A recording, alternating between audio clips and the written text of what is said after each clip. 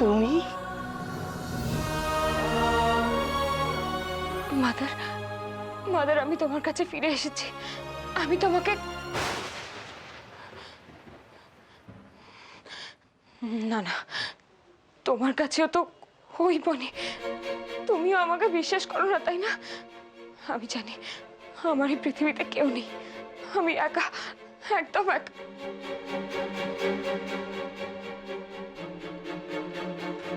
দাঁড়াও।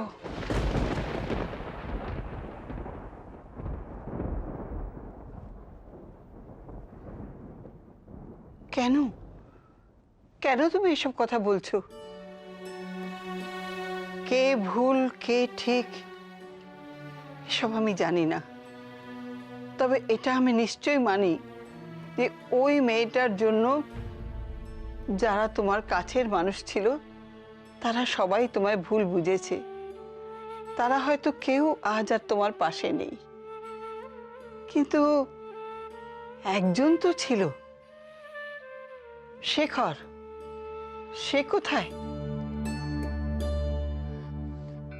আমার পাশে কেউ নেই মাদার, কেউ নেই। কেউ ভূত আমাকে ঠকিয়েছে জানো। আজ আমি একদম একা, একদম একা। আমি, কেউ নেই আমার পাশে। মাই চাইল্ড, যার কেউ নেই স্বয়ং ঈশ্বর তার পাশে থাকেন। তবে কেন তুমি নিজেকে একা ভাবছো?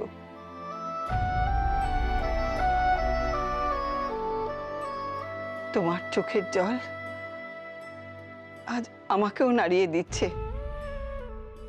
বলো বলো আমাকে, কি হয়েছে তোমার? মাদার, ওই মেয়েটা আমার থেকে সব কেড়ে নিয়েছে, এমনকি আমার গৃহভূতকেও। শুধু ওর সাথে আমার মুখের মিলটুকু দিয়ে আমার অস্তিত্ব, আমার পরিচয়, আমার আপনজন আস্তে আস্তে সবাইকে কেড়ে নিয়েছে ও। আর আজ আমার ভালোবাসাটাকেও কেড়ে নিল। আমি যে সব হারিয়ে একা হয়ে গেছি মাদার, একদম একা হয়ে গেছি। ওই মেয়েটার মুখের সাথে বনের মুখের মিল দেখে অন্যরা তোমার সাথে যা করেছে, শেখর তো সেটা আগে কখনো করেনি। তাহলে কি এমন হলো যে আজ তুমি শেখর সম্পর্কে কথা বলছো? মাদার, ওই মেয়েটা বনি নয়, ওর নাম মৌ। ওই মেয়েটার পরিচয় আমি আর গেভূত জানতে পারলেও প্রমাণ করতে পারিনি। তাই একদিন বাবা আমাকে অপমান করে তাড়িয়ে দিল। কি রে, ওর জন্য তোকে এত অশান্তি ফেস করতে হচ্ছে, তার সত্ত্বেও তুই চাইছিস যে আরে আপদ বিদয় হচ্ছে, হতে দে। আমিও তোমাদের সঙ্গে না শোন, আপনি আমাদের জন্য অনেক করেছেন। এখন থেকে আমার স্ত্রীর দায়িত্ব আমি নেব। চল ভাই। কারোর দরকার নেই। সেদিন গেভূত আমাকে নিয়ে ওর বাড়ি চলে আসে। আমি আমার সবকিছু ওই মেয়েটাকে দিয়ে চলে আসি, কিন্তু তবু ওই মেয়েটা আমাদের পিছু ছাড়লো না। জোর করে আমাদের সংসারে এসে উঠলো। সবই বুঝলাম, কিন্তু ও কি চাইছিল? আমার আর গেভূতের ভালোবাসাকে নষ্ট করে ও গেভূতের সবকিছু অধিকার করতে চেয়েছিল মাদার। আমি ভেবেছিলাম আমাদের ভালোবাসার এতই জোর যে আমাদের ভালোবাসার মাঝে কেউ কখনো আসতে পারবে না, কেউ আমাদের আলাদা করতে পারবে না, কেউ না। কিন্তু আমি ভুল ভেবেছিলাম মাদার। ওর ওই মুখটা গেভূতকেও পাল্টে দিল। সবার মতো গেভূত আমাকে ভুলে ওকেই বনি বলে মেনে নিল।